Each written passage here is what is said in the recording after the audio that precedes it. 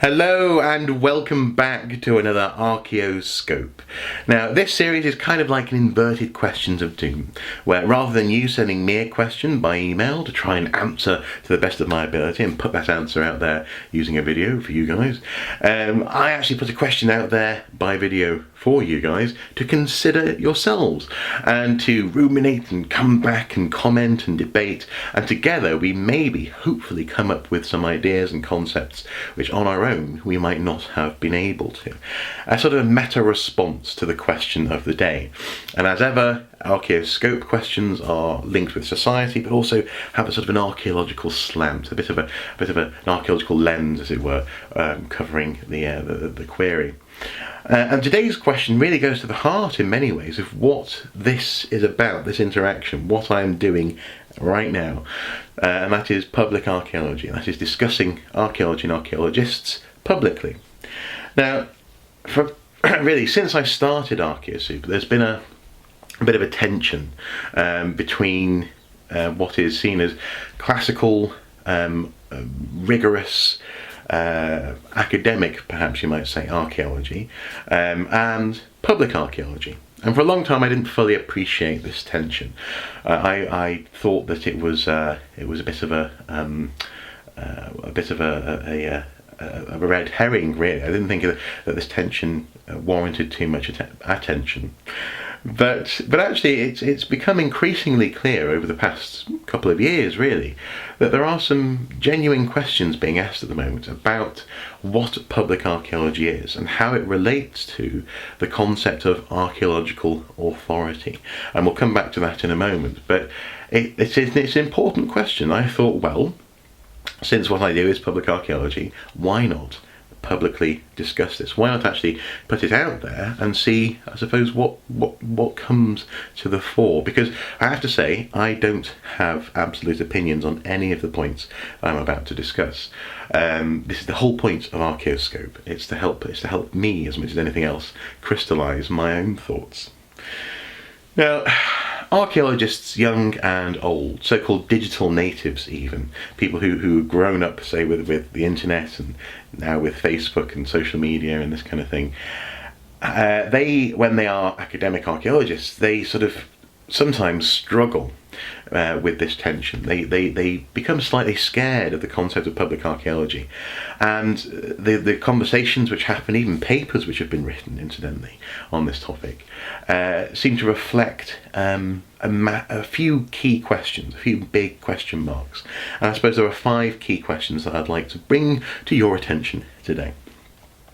So the first question is whether or not public archaeology is just too silly for a serious archaeologist or serious academic archaeologist, potentially even for serious diggers. That somehow discussing archaeology publicly, perhaps even in an accessible way which doesn't use jargon, or maybe even peppers it with a bit of humour, a spoonful of humour helps the medicine go down, that this undermines the academic process, and this may even actually undermine academic careers by trivialising academic archaeology. And this is a question which I do have some strong opinions about, but also I can see why the fears exist. As Archaeo-Scope, we are unashamedly humorous in some respects when it comes to archaeology. We do pepper a little bit of surreal, often surreal humour, sometimes a little bit of sarcasm, into the archaeological discourse, because that's actually, to be honest, how archaeologists think and talk. We have morbid senses of humour. We have often a very witty approach to the past, and also we apply our thoughts about the past to the present in a way which is often very cutting. So, for example, when it comes to, say, modern political issues, we'll have an opinion, and that opinion will often be very funny because of the perspective that archaeology lends us. So in some ways it's very natural to talk about this stuff in a slightly silly way. But what I would say is that I've never, for example personally, but also no one else who is Archaeo-Scope, has ever really sacrificed academic rigour for the sake of being amusing. Everything we do is well researched. It's based on the latest discussions or topics or evidence. I modify, when I can, my content to reflect the latest research. And ultimately, what would be the point of Archaeo-Scope if we just were just entertaining? The whole point of what we do is education. So it's a strange one, really. On the flip side, though, the perception of public archaeology as potentially being silly could be very damaging. I mean, for example, if you're going for funding as an academic, if you want to maybe get a research grant, or if you want to get your latest paper into a journal, or some sort of other forum, and the people judging this think, oh no, this person doesn't take their work seriously. This person is just mucking about. If they think that, then that could damage your career. Now that's arguably a problem. Another problem, that is to say, that people further up the tree, as it were, aren't engaging themselves with public archaeology and what it means. But that doesn't take away from the problem. The fact that there is this sort of bottleneck of seriousness versus and rigour versus public archaeology, this perceived bottleneck, is a real tension. And again, I'm not quite sure exactly what I think about it, but I thought I'd present it to you.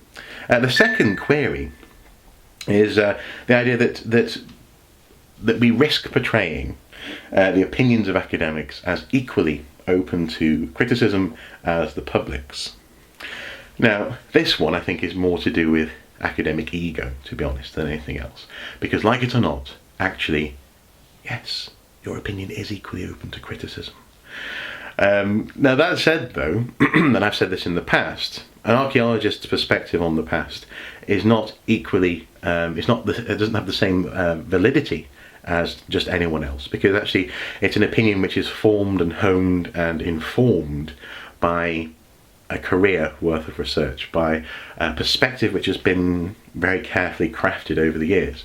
So it's not to say, I don't think actually that all opinions about the past are equally valid, because they're not. Some are just more informed than others. It's as simple as that.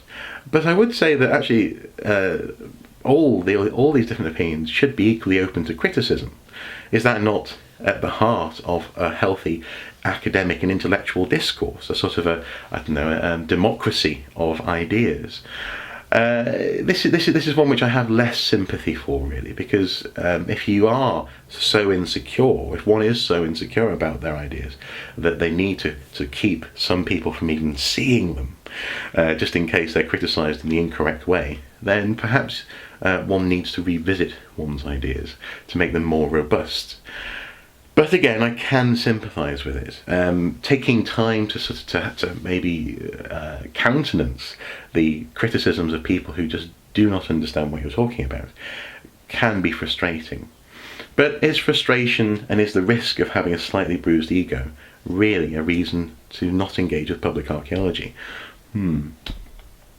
Point number 3 is, how is the public to know what is real? There's the potential for confusion where, in a world where anyone can set up a Facebook page. A key example here would be things like, for example, ancient aliens or Bosnian pyramids or other things which are very, very questionable from a true archaeological perspective. And by true, again, we come back to that ontological question, how we know what we know.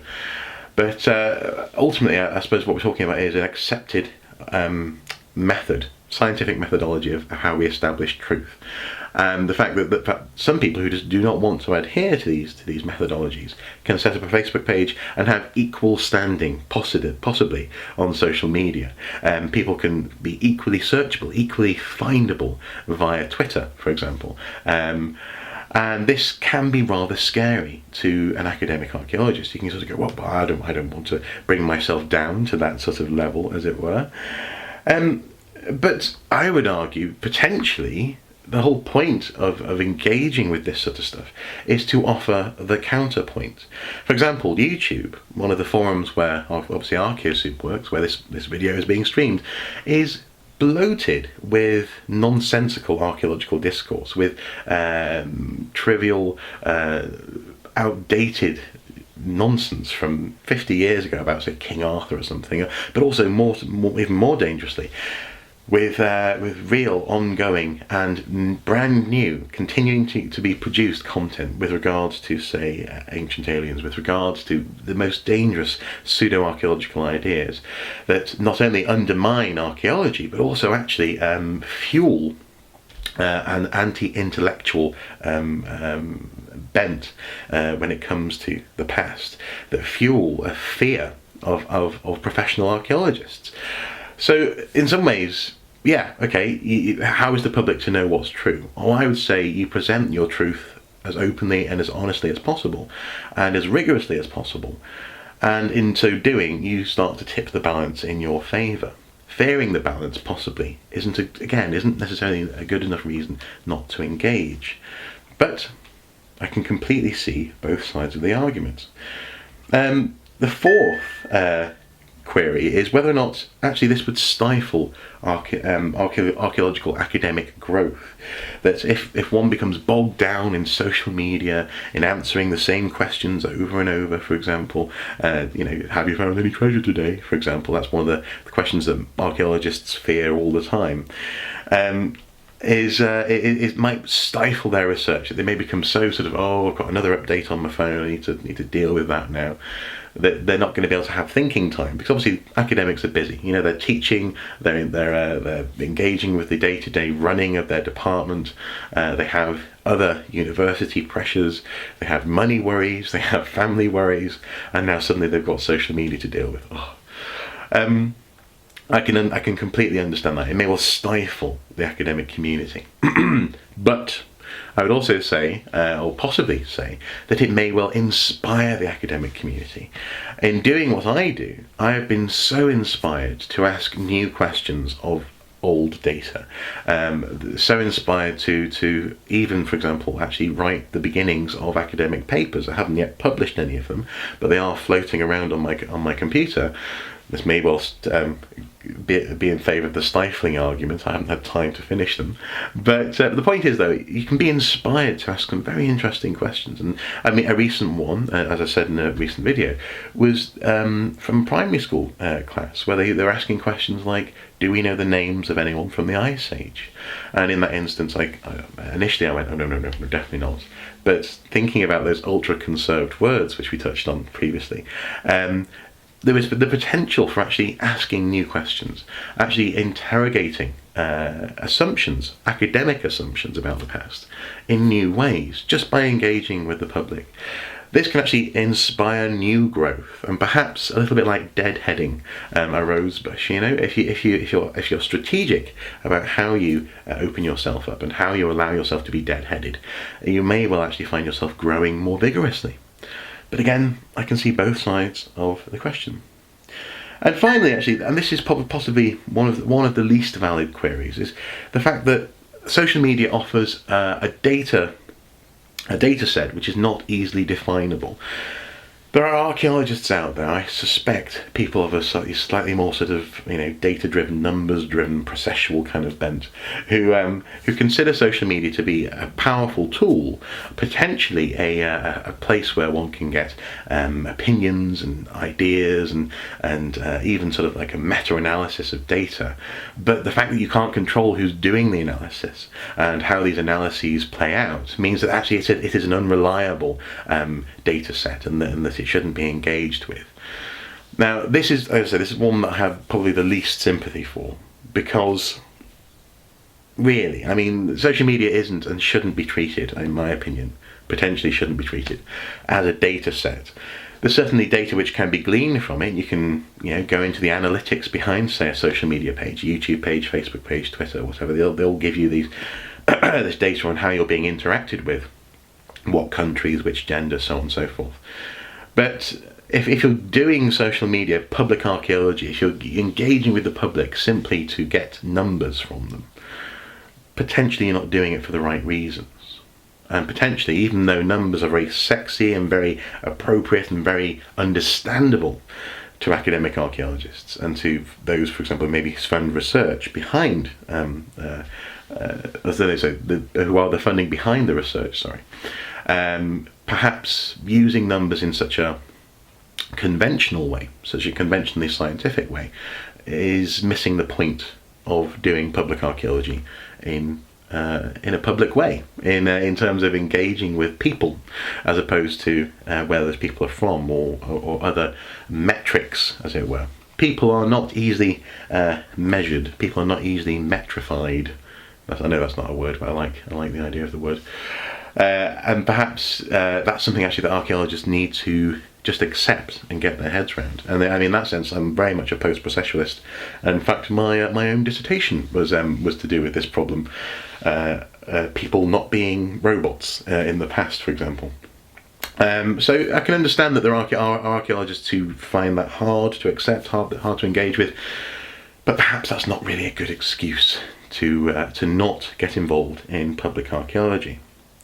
Now, personally, I could have gone much further in academia. In fact, I may well still return to formal academia. I got an excellent degree as an undergraduate, and I love academic discourse. I love the way academics approach the world and how they think and how they discern truth in a messy humanity.